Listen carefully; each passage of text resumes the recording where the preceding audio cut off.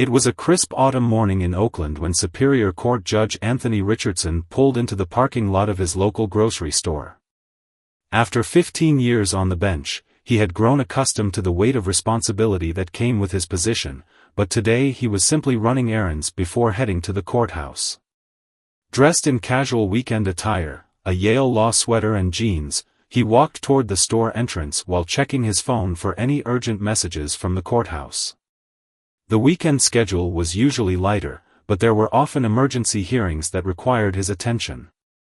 As he approached the automatic doors, a police cruiser suddenly pulled up nearby, its tires crunching against the asphalt. Officer James Sullivan stepped out, his hand instinctively resting on his belt as he called out, "Sir, stop right there." Judge Richardson paused, confusion crossing his face as he turned to face the officer. In his 2 decades of living in this neighborhood, he'd never been stopped like this before, though he'd heard countless stories from friends and colleagues about similar encounters. "Is there a problem, officer?" he asked calmly, maintaining his composure despite the uncomfortable situation unfolding in the busy parking lot. Several shoppers had stopped to watch the scene, some pulling out their phones to record. Officer Sullivan approached with a stern expression, his body language tense. "We've had reports of suspicious activity in this area. Would you mind telling me what you're doing here?" The judge took a deep breath, remembering the countless times he'd presided over cases involving similar situations. "I'm shopping for groceries," he replied evenly, "just like everyone else here this morning." "Can I see some identification?" Officer Sullivan demanded, his tone leaving no room for argument. The morning sun cast long shadows across the parking lot as more observers gathered, their whispers creating a soft backdrop to the tense encounter. Judge Richardson reached slowly for his wallet, years of experience in the courtroom helping him maintain his professional demeanor. "Officer, I want you to know that I'm reaching for my wallet in my back pocket," he announced clearly, making each movement deliberate and measured. As he pulled out his identification, a small metal object fell from his pocket, his judicial badge. It clattered against the pavement, the sound drawing both men's attention. Officer Sullivan's eyes widened as he recognized the official seal of the Superior Court. "Sir, are you?" The officer's voice trailed off as he read the identification card, his demeanor shifting noticeably. "Your Honor, I didn't realize." Judge Richardson picked up his badge, brushing it off carefully. "Officer Sullivan," he read the name tag, "I believe we have an opportunity here. Would you join me for a cup of coffee? I think we should talk." The crowd of onlookers murmured in surprise as the judge gestured toward the small cafe inside the grocery store. It was an unexpected turn of events. Instead of escalation, they were witnessing something entirely different. Officer Sullivan hesitated for a moment, his training and experience momentarily at odds with this unusual situation. Finally, he nodded, his posture relaxing slightly. "Yes, Your Honor. I think that would be appropriate." Inside the cafe, away from the curious eyes of bystanders, both men sat across from each other at a small table. The aroma of fresh coffee filled the air as they began what would become a transformative conversation about perspective, prejudice, and the possibility of change. Judge Richardson stirred his coffee thoughtfully before speaking. "Officer Sullivan, I'd like to share something with you. Before I was a judge, I was a public defender. I've seen this situation from multiple angles, as a lawyer, as a judge, and now as a citizen." The officer sat quietly, his own coffee untouched, as he listened to the judge describe his experiences both in and out of the courtroom. The morning light filtered through the cafe windows, illuminating dust motes that danced between them as they talked. What could have been a confrontational encounter was transforming into a moment of genuine understanding. The judge shared stories from his courtroom, where he'd seen both the best and worst of human nature play out before him. He spoke about the importance of looking beyond first impressions and the responsibility that came with wearing either a badge or a robe. Officer Sullivan, initially defensive, began to open up about the challenges and pressures of his job, the split-second decisions he had to make, and the weight of public scrutiny. As their coffee cups emptied, the conversation deepened into a discussion about community relations and the need for better understanding on all sides. As the morning wore on, other customers in the cafe couldn't help but notice the unusual sight: a judge and a police officer engaged in earnest conversation, their initial confrontation forgotten in the spirit of mutual respect and understanding. "Your Honor," Officer Sullivan finally said, "I want to apologize for my initial approach. I realize now that I let preconceptions guide my actions rather than treating each situation uniquely." Judge Richardson nodded, understanding in his eyes. "The important thing, Officer Sullivan, is what we learn from these moments and how we use that knowledge to grow. In my courtroom, I've seen how single encounters can change the course of people's lives, for better or worse. It's up to us to decide which direction we choose." The conversation between Judge Richardson and Officer Sullivan that morning would prove to be just the beginning of something much larger. As they left the cafe, neither man could have predicted how their chance encounter would ripple through their community in the weeks to come. Word of the incident spread quickly, thanks to the viral videos captured by onlookers in the parking lot. But unlike many similar encounters that ended in conflict, this story took an unexpected turn. The videos showed not just the initial confrontation, but also captured the moment when both men chose dialogue over division. The following Monday, Judge Richardson sat in his chambers, reviewing case files when his phone buzzed with notifications. Local news outlets were requesting interviews, and his email inbox was flooded with messages from colleagues and community members. The story had struck a chord, but the judge was determined to channel this attention into meaningful change. He reached for his phone and dialed the police precinct's number. "This is Judge Richardson. I'd like to speak with Chief Williams about starting a community dialogue program." His voice carried the same calm authority it held in the courtroom, but there was an undertone of urgency that couldn't be missed. Meanwhile, Officer Sullivan was facing his own moment of reckoning at the precinct. His fellow officers had mixed reactions to the viral video. Some were defensive, others curious about what exactly had transpired during that coffee shop conversation. As he changed into his uniform that morning, his partner of 3 years approached. "So, you had coffee with a judge," his partner said, leaning against the locker. "What exactly did you two talk about for all that time?" Sullivan adjusted his badge, taking a moment to find the right words. "We talked about perspective," he finally replied. "About how the same situation can look entirely different depending on where you're standing. It made me think about every traffic stop, every confrontation I've had in my 12 years on the force." The conversation was interrupted by an announcement over the precinct's intercom system. Chief Williams was calling for an all-hands meeting in 30 minutes. As officers gathered in the briefing room, there was a palpable tension in the air. Everyone had seen the video, and everyone had an opinion.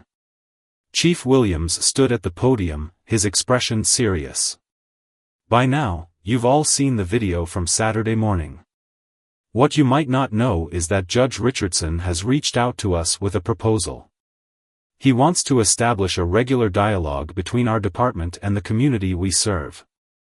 The room erupted in murmurs. Officer Sullivan sat straighter in his chair, feeling the eyes of his colleagues on him. The chief continued, "Sullivan, the judge specifically mentioned how your willingness to engage in conversation showed exactly the kind of approach we need more of." In the following days, preparation for the first community dialogue session began. The local community center offered their space, and Judge Richardson worked with community leaders to ensure diverse representation. Officer Sullivan found himself increasingly involved in the planning, drawing from his experience that Saturday morning. The judge's clerk noticed a change in him as well. Cases involving police interactions now received an even more nuanced examination in his courtroom. He began asking different questions, looking deeper into the circumstances that led to each encounter. One afternoon, as Officer Sullivan patrolled his usual route, he spotted a group of teenagers looking tense as his cruiser approached.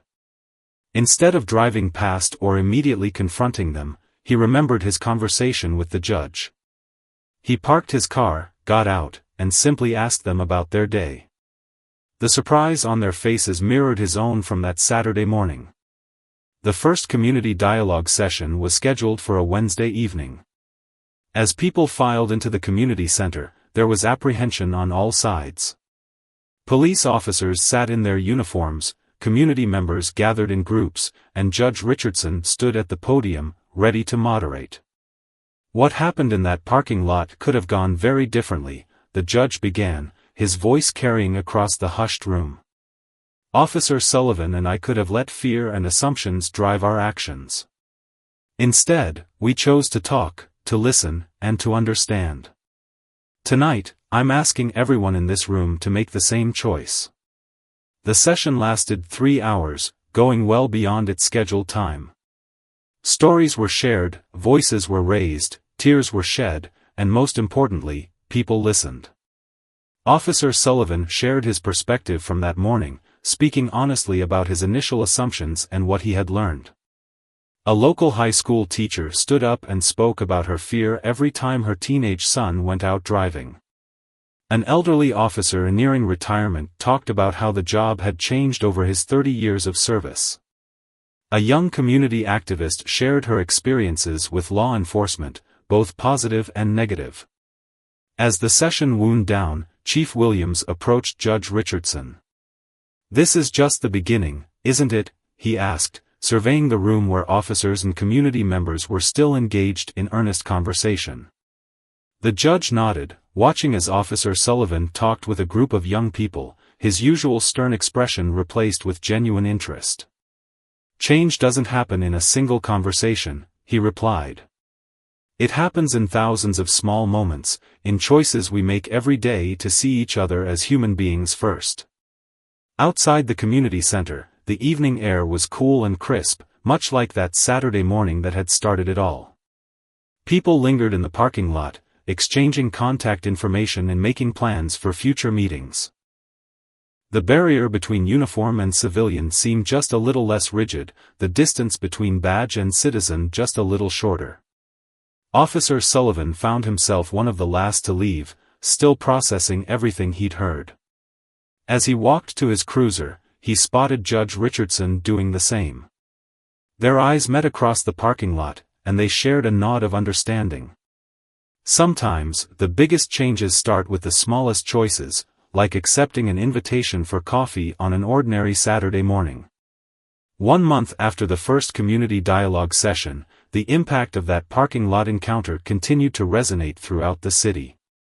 Local news stations had picked up the story, and neighboring communities were reaching out to learn more about the program. But it was the smaller, everyday changes that were proving most significant. Officer Sullivan sat in his patrol car one rainy morning, completing paperwork from his shift, when a knock on his window caught his attention. It was Mrs. Chen, the owner of the corner store he'd been parked near. Instead of the usual wary glance she'd given police officers in the past, she offered him a warm smile and a cup of hot coffee. "I saw you at the community meeting last week," she said as he rolled down his window. "My son told me how you helped him when his car broke down instead of just driving past. Things are different now." These small moments of connection were becoming more frequent throughout the community. The initial viral video had sparked something, but it was the sustained effort of people like Officer Sullivan and Judge Richardson that was maintaining the momentum. At the courthouse, Judge Richardson was noticing changes too. Officers appearing in his courtroom were providing more detailed context in their reports, showing a deeper understanding of the communities they served. There was a subtle but significant shift in how they described their interactions with citizens. One case particularly stood out. A young officer had stopped a teenage boy who matched the description of a robbery suspect. But instead of immediately detaining him, the officer had taken time to talk with him, discovering he was actually rushing to pick up his younger sister from after-school care because their mother was stuck at work. "Your Honor," the officer explained in court during an unrelated hearing, after that community session where you and Officer Sullivan spoke, I realized that every interaction is an opportunity to either build or break trust. The judges' chambers had become an unofficial hub for the growing movement. Community leaders, police officers, and citizens would stop by, sharing their experiences and suggesting improvements to the dialogue program. His clerk had started keeping a logbook of all the small victories and challenges they encountered. One afternoon, Officer Sullivan arrived at the courthouse for his scheduled meeting with the judge. They had been working together to develop a training program for new officers, incorporating lessons learned from their chance encounter and its aftermath. "The chief wants to implement this in next month's training rotation," Sullivan explained, spreading out the curriculum on the judge's desk. "But I wanted your opinion on something first." The training program was innovative. It paired new officers with community members for a day of shadowing. Officers would experience daily life from the perspective of the people they served, from riding public transportation to navigating local services. "It's about building empathy early," Sullivan continued, "before they develop any preconceptions about the job or the community." Judge Richardson studied the proposal thoughtfully. "You've come a long way from that Saturday morning in the parking lot," he observed. Sullivan nodded, a slight smile crossing his face. "That morning changed everything for me. But you know what really made the difference? It wasn't just our conversation.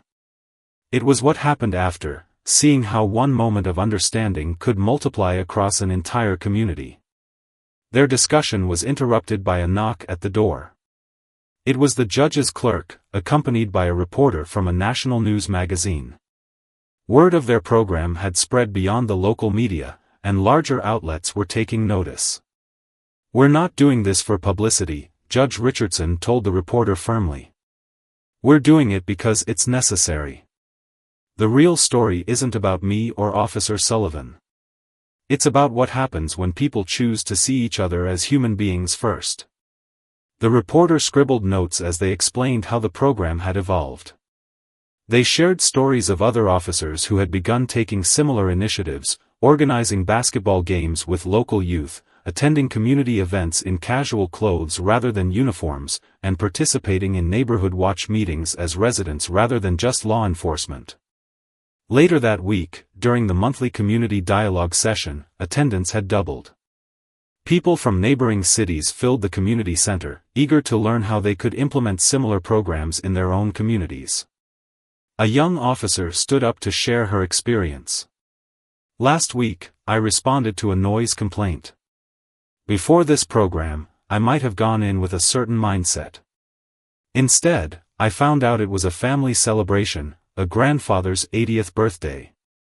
They invited me in for cake, and I learned more about that neighborhood in 20 minutes than I had in 2 years of patrolling." The room filled with murmurs of approval and understanding. These were the kinds of interactions that were gradually rebuilding trust between the police and the community. Judge Richardson watched from the back of the room as Officer Sullivan led a breakout session with a group of new recruits and community elders. The officer who had once approached him with suspicion was now teaching others about the importance of looking beyond first impressions. As the session wound down, a local pastor approached the judge. "You know," he said, "when that video first went viral, everyone expected another story about conflict and division. Instead, you and Officer Sullivan showed us what's possible when we choose a different path." The judge smiled, remembering that morning in the parking lot. "Sometimes the most powerful changes come from the most unexpected moments," he replied. "The key is being ready to learn from them when they happen." Outside, the city was changing. It wasn't dramatic or sudden, but in small, significant ways, the relationship between the police and the community was being rebuilt, one interaction at a time. The viral video that had started it all was now being used in police academies across the country as an example of how to turn potential confrontation into conversation. 3 months into the community dialogue program, challenges began to emerge that would test the foundation of trust that Judge Richardson and Officer Sullivan had helped build.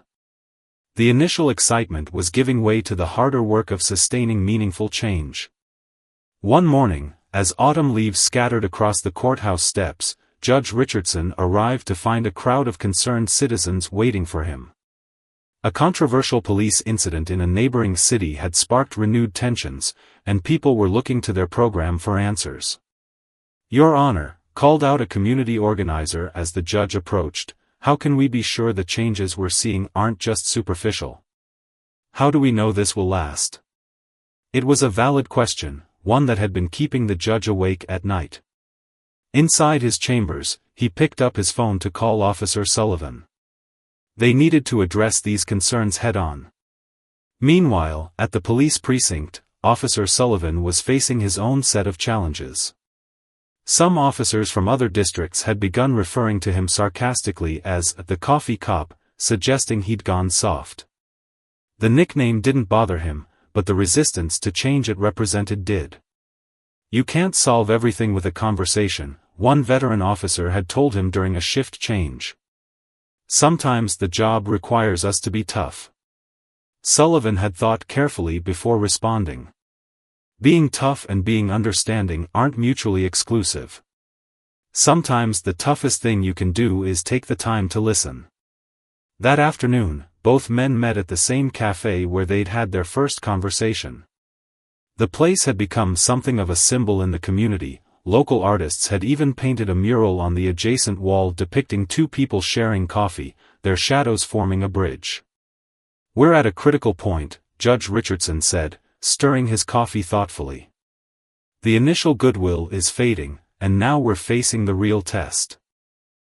How do we make these changes permanent?" Sullivan nodded, understanding the weight of the moment. "I've been thinking about that. We need to show that this isn't just about feelings and good intentions. We need data, results." They spent the next few hours developing a plan. They would track specific metrics: response times in different neighborhoods, complaint rates, successful resolutions of incidents without escalation, and community feedback. But they would also collect stories, real experiences that showed the human impact of their work. The following week, they organized a town hall meeting unlike any before. Instead of just talking about changes, they showed them. Officer Sullivan had compiled body camera footage showing positive interactions between police and citizens, moments where officers took time to understand situations before reacting. One clip showed an officer responding to a report of a suspicious person in a park. Instead of immediately confronting the individual, the officer had approached with an open mind, discovering it was an art student working on a project. The incident ended with the officer helping to carry the student's easel to their car. Judge Richardson followed with court statistics showing a decrease in confrontational incidents between police and citizens. But more importantly, he shared letters from community members describing their changing perceptions of law enforcement. A young mother stood up to share her story. "Last week, my son was having a mental health crisis. In the past, I would have been terrified to call the police. But the officer who responded was trained in your program. He talked to my son with respect and helped us connect with mental health services instead of just making an arrest." The evidence was compelling, but challenges remained. Some officers still resisted the changes, and some community members remained skeptical. That's when Officer Sullivan proposed something unprecedented, a ride-along program that would pair officers with community leaders for their entire shifts. "If we want real understanding," he explained to the crowded room, "we need to see each other's worlds up close. Not just for an hour or two, but for a full shift. Let people see what officers face every day, and let officers see the community from a different perspective." The proposal was controversial. Some worried about safety, others about liability. But Judge Richardson saw the potential. He volunteered to be the first participant, spending a full 12-hour shift with Officer Sullivan. That night shift proved to be enlightening for both men. They responded to domestic disputes, mental health crises, and routine traffic stops. Each incident was an opportunity to demonstrate how their program's principles worked in real-world situations. During a quiet moment between calls, parked in a neighborhood they both knew well, Sullivan turned to the judge. "You know what I've realized? Every call we get, every situation we respond to, it's not just about that moment. It's about years of history, both personal and systemic. We're not just dealing with incidents, we're dealing with stories." The judge understood perfectly. In his courtroom, he'd always known that each case represented more than just the charges on paper. It was about people's lives, their circumstances, their struggles and hopes. As dawn approached, they responded to their final call of the shift, a report of suspicious activity at a local youth center. Instead of finding trouble, they discovered a group of teenagers who had gathered early to clean and paint the building as a surprise for the center's director. Without hesitation, both men picked up paintbrushes and joined in. As they worked alongside the teenagers, casual conversations flowed naturally. The kids shared their dreams, their fears, and their perspectives on police in their community. One young person looked at Officer Sullivan's paint-stained uniform and grinned. "You know, my older brother told me about how you used to patrol this neighborhood before. He says you're different now." Sullivan paused, brush in hand. "Different how?" "He says you see us now. Like, really see us." As the sun rose over the freshly painted youth center, Judge Richardson and Officer Sullivan looked at their handiwork, not just the paint job, but the larger picture of what they were building in their community. It wasn't perfect, and there was still much work to be done, but they were creating something real and lasting. 6 months after that fateful morning in the parking lot, the story of Judge Richardson and Officer Sullivan's encounter had evolved into something much bigger than either man had anticipated. News outlets from across the country were reporting on their community's transformation, and delegations from other cities were arriving weekly to learn from their experience. One particularly busy morning, Judge Richardson sat in his chambers reviewing a pile of letters from police departments and community organizations nationwide. Each wanted to know the secret to their program's success. As he read through them, his clerk knocked on the door with an unexpected announcement. "Your Honor, the Governor's office is on line 1. They want to discuss implementing your program at the state level." Before he could respond, his phone buzzed with a text from Officer Sullivan, "Turn on the news. Channel 7." The judge flipped on the small TV in his office to see Sullivan being interviewed outside the precinct. The officer was speaking about their latest initiative, a youth mentorship program that paired officers with local teenagers for regular activities and conversations. "This all started with a cup of coffee and an honest conversation," Sullivan was saying on screen. "Now we have officers coaching basketball teams, helping with homework, and really becoming part of the community they serve." The camera panned to show a group of officers and teenagers working together to plant a community garden. What had once been an empty lot between the police station and a residential neighborhood was being transformed into a shared space for everyone. Later that afternoon, both men met at their usual cafe to discuss the governor's interest in their program. The small table where they'd first sat down together had been marked with a small plaque, "Where change begins, one conversation at a time." "It's getting bigger than us," Sullivan said, looking at the plaque with a mixture of pride and concern. "Are we ready for that?" Judge Richardson considered the question carefully. "Maybe that's exactly what we've been working toward. Not to be the center of it, but to show what's possible when people choose to connect rather than confront." Their conversation was interrupted by the cafe owner, who approached with a newspaper. The front page featured a story about their program, but it wasn't just about the two of them anymore. It highlighted the dozens of officers and community members who had taken their initial example and built upon it. There was the story of Officer Chen, who had started a monthly dinner program where officers and local families cooked and shared meals together. And Officer Rodriguez, who had organized a series of workshops where police officers taught basic car maintenance to neighborhood residents, creating natural opportunities for conversation and connection. The judge's favorite was the story of Officer Thompson, a veteran cop who had initially been one of the program's biggest skeptics. After participating in the ride-along program, she had become one of its strongest advocates, eventually developing a training module for dealing with mental health crises that was now being adopted by departments across the state. "We're not just changing policies," Sullivan observed, reading the article.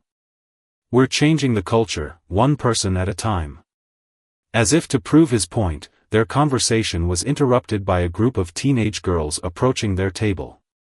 One of them stepped forward, phone in hand. "Excuse me," she said, "but are you the judge and officer from the video? The one that went viral? We're doing a school project about community change, and we wondered if we could interview you." Both men exchanged glances, remembering how this had all started with people recording on their phones. But this time, the phones were being used to document something positive, to share a story of hope rather than confrontation. They spent the next hour talking with the students, not just about that morning in the parking lot, but about everything that had happened since. The girls were particularly interested in how small actions could lead to bigger changes. "It's like ripples in a pond," Judge Richardson explained. "Every positive interaction creates waves that spread out and affect others. Sometimes you don't even see how far they reach." That evening, they attended a community council meeting where the latest data from their program was being presented. Crime rates had decreased, but more importantly, community satisfaction with police interactions had significantly improved. Trust was being rebuilt, one conversation at a time. During the meeting, a local business owner stood up to share a recent experience. His store had been vandalized, and he'd called the police expecting the usual brief report and quick departure. Instead, the responding officers had stayed to help clean up, talked with neighboring businesses about prevention strategies, and even helped organize a community watch program. "They didn't just address the crime," he said, his voice thick with emotion. "They addressed the community's needs. That's the difference this program has made." As the meeting continued, Sullivan leaned over to the judge and whispered, "Remember when you asked me to join you for coffee that morning? I almost said no." The judge smiled. "And I almost let my frustration get the better of me. It's amazing how many things had to go right for us to get here." After the meeting, they walked through the neighborhood together, something that would have seemed unlikely just months ago. They passed the community garden, now blooming with vegetables and flowers, where officers and residents worked side by side. They saw the youth center, its walls covered in murals painted by teens and police officers together. A patrol car drove by, and instead of tension, they watched as the officer waved to children playing basketball, calling them by name. The children waved back, their smiles genuine and unforced. "You know what the real success is?" Sullivan said, watching the interaction. "It's not the programs or the policies. It's that none of this seems unusual anymore. It's becoming the new normal."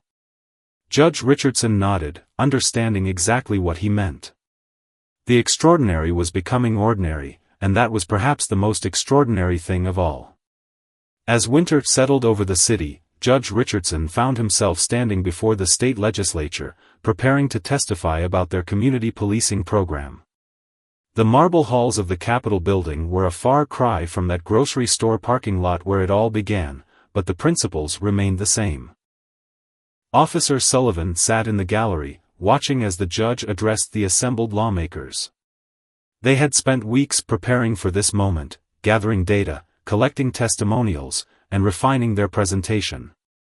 But what caught everyone's attention wasn't the statistics, it was the stories.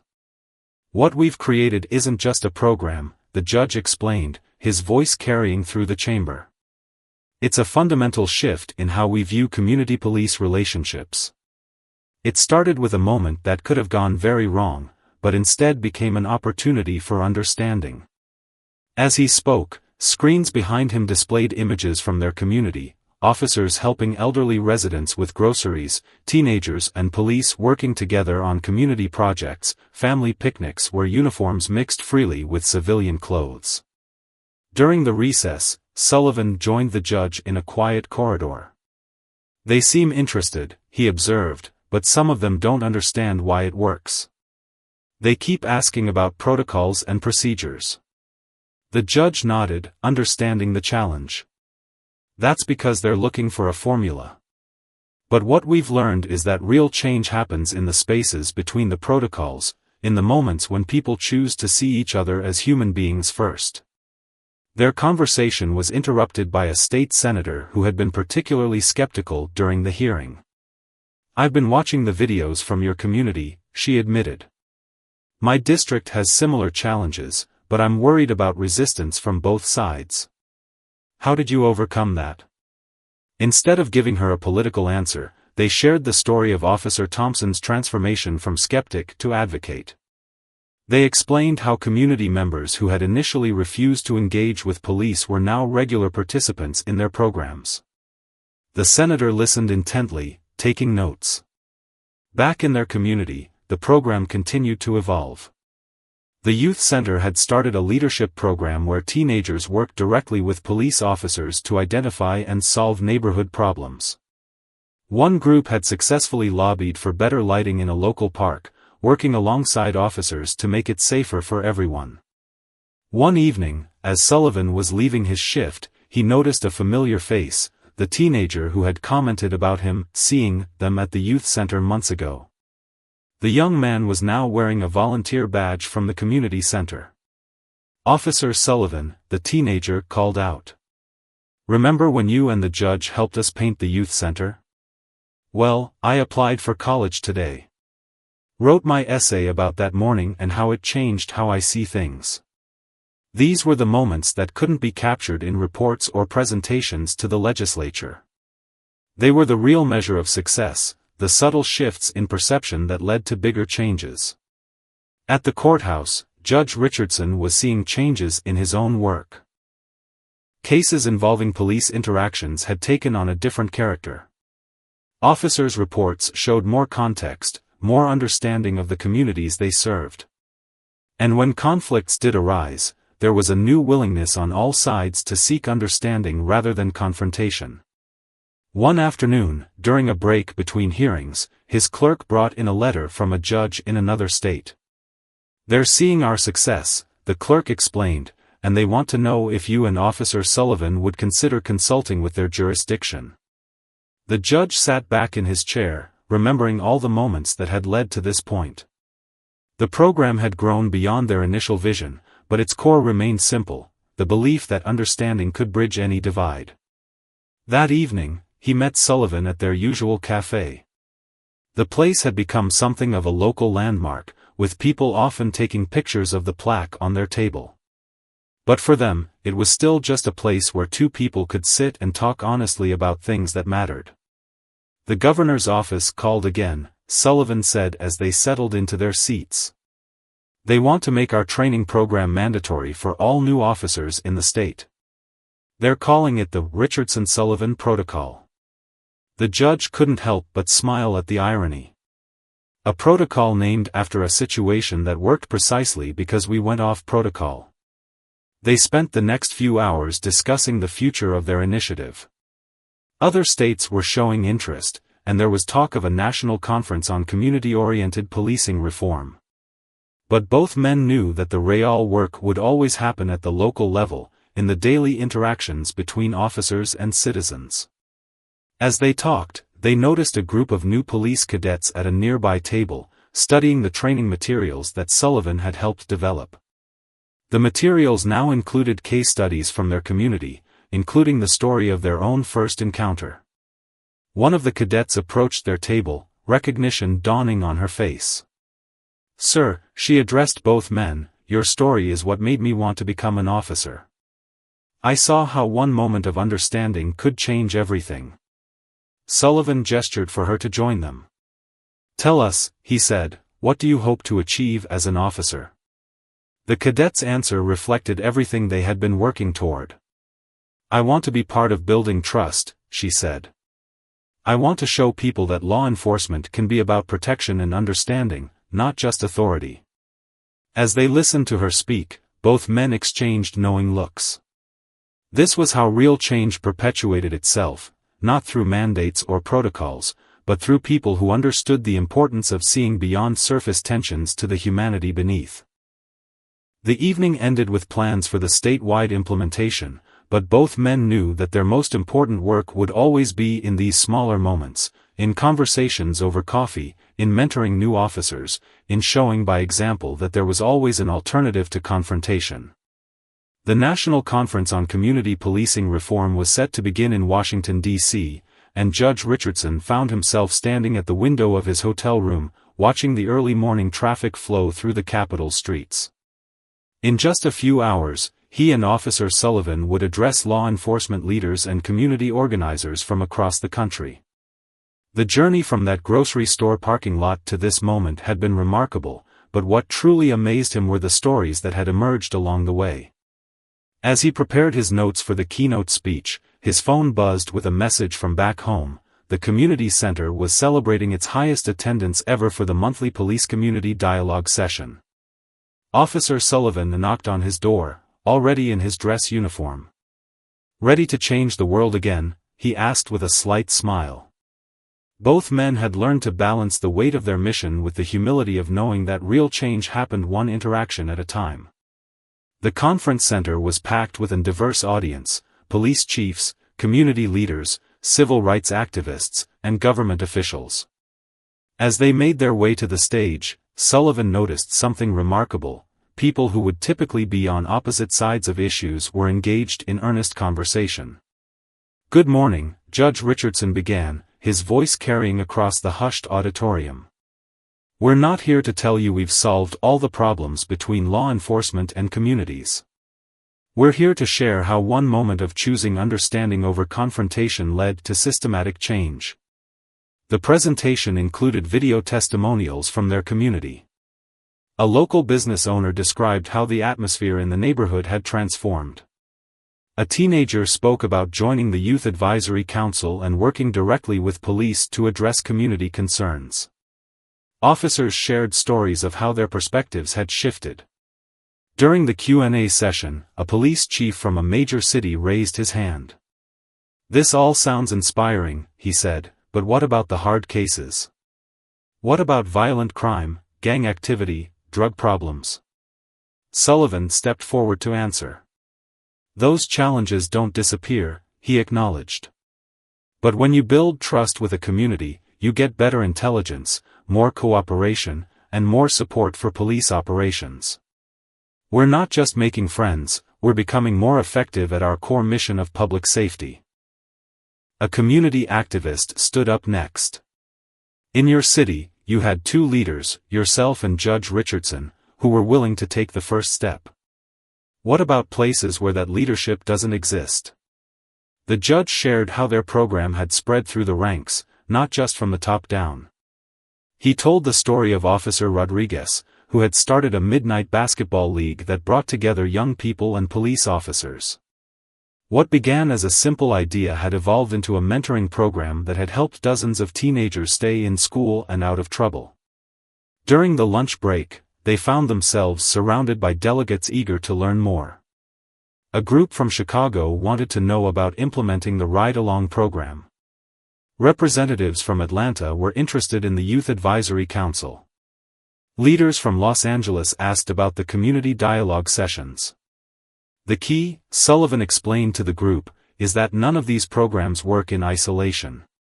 They're all part of a larger cultural shift.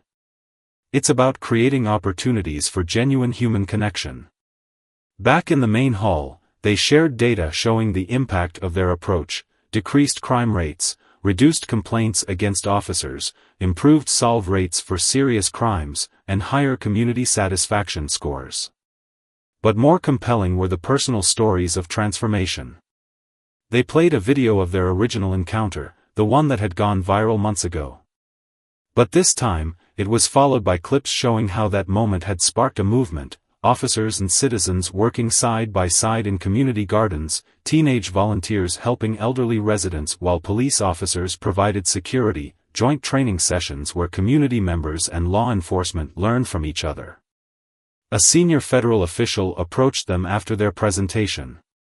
"We're interested in developing national guidelines based on your model," she said. Would you be willing to serve as consultants? Both men exchanged glances, remembering their conversation about protocols and formulas. We'll help, Judge Richardson replied, but with one condition: any guidelines need to emphasize that this isn't about following a script.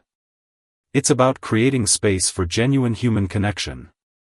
That evening, at a reception in the conference center's garden, they watched as police chiefs and community activists exchanged contact information and made plans for collaboration. Small groups formed and dissolved as people shared stories and strategies, each finding common ground in their desire for positive change. A young officer from Seattle approached them, holding up her phone. "My partner just sent me this," she said, showing them a video from their precinct. Officers and local residents had organized a block party, breaking down barriers through simple acts of sharing food and conversation. It's already spreading. As the evening wore on, Sullivan received a text from Chief Williams back home. The department had just received approval for full funding of their expanded training program. New officers would now spend their first month working directly with community organizations before beginning regular patrol duties. "You know what this reminds me of?" Sullivan said to the judge as they watched the diverse group of conference attendees interact. "That first morning in the cafe. Everyone said it couldn't work, that police and community were too far apart. But here we are." Judge Richardson nodded, understanding the parallel. The biggest barrier was never between police and community, he reflected. It was between how things were and how they could be. Once people see what's possible, change becomes inevitable. As the conference wound down, delegates began approaching them with commitments to implement similar programs in their own communities. But what struck both men most was how the conversations had evolved from skepticism about whether it could work to detailed discussions about how to make it work. A community leader from Detroit summed it up best: "What you've shown us isn't just a program, it's a possibility. You've proved that change doesn't require massive budgets or complex policies. It starts with the choice to see each other as human beings first." 1 year to the day after their first encounter, Judge Richardson and Officer Sullivan found themselves back in the grocery store parking lot where it all began. The early morning sun cast the same shadows, but everything else had changed. The store had become something of a landmark. A small plaque now marked the spot where Sullivan had first called out to the judge.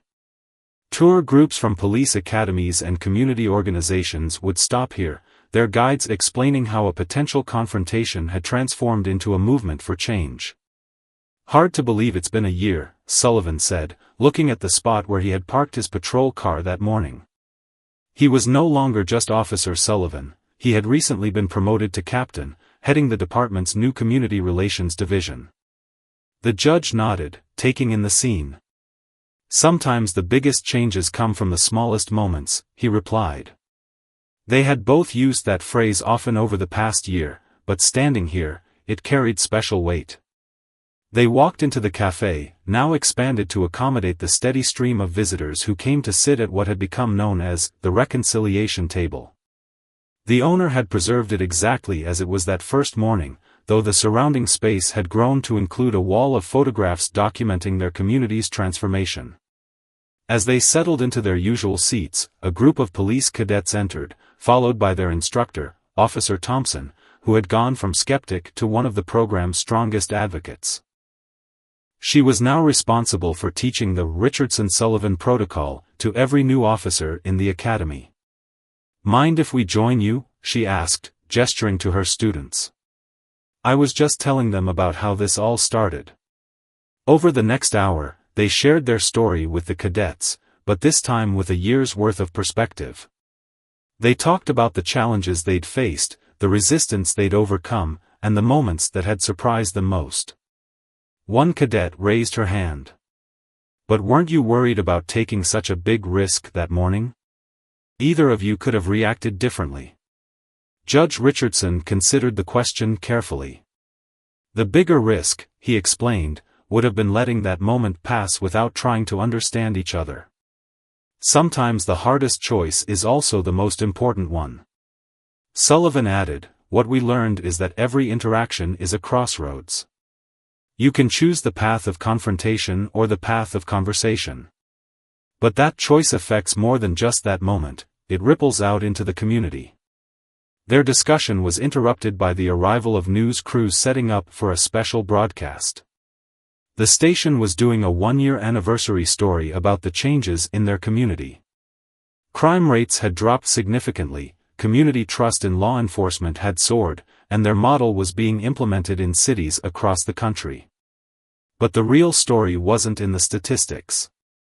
It was in the daily interactions that no camera would capture: the officer who stopped to play basketball with local kids, the community members who brought coffee to officers on cold nights, the teenagers who now saw police as mentors rather than threats.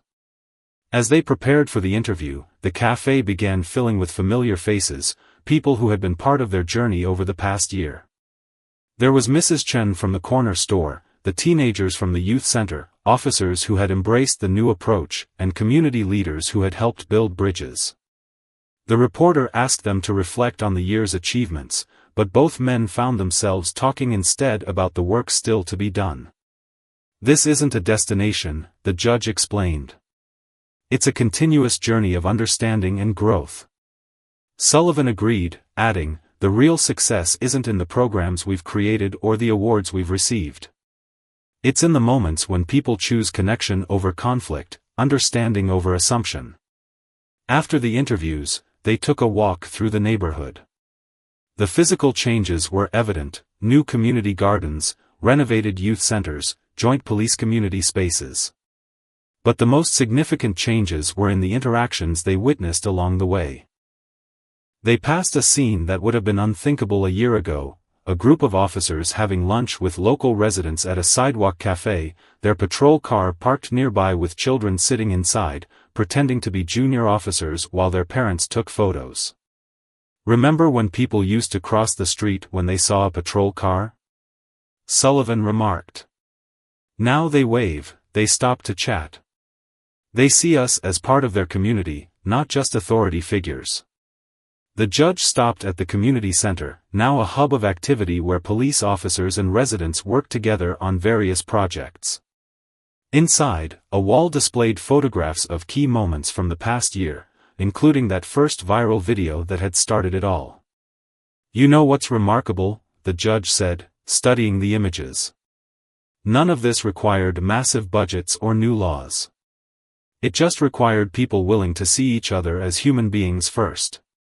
As the day drew to a close, they found themselves back at the cafe, joined by Chief Williams and other key figures from their journey. The conversation turned to the future: how to ensure their progress would last, how to help other communities implement similar changes, how to keep the momentum going. "The beautiful thing," Chief Williams observed, "is that it's no longer dependent on any one of us. The change has taken root in the community itself." He was right. What had started as a moment between two men had grown into a movement that belonged to everyone. The principles they had discovered that morning in the parking lot, the power of conversation, the importance of understanding, the choice to see beyond assumptions, had become part of the community's DNA. As the sun set, casting long shadows much like that morning a year ago, Judge Richardson and Captain Sullivan stood once more in the parking lot. A patrol car pulled up, and the officer inside waved warmly to both men before continuing her rounds. "We didn't just change a system," Sullivan reflected. "We changed how people see each other."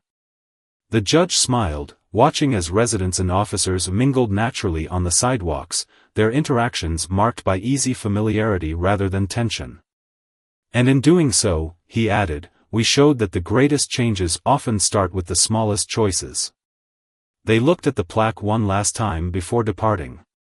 Its simple message had become a guiding principle for communities across the nation: change begins with a moment of understanding.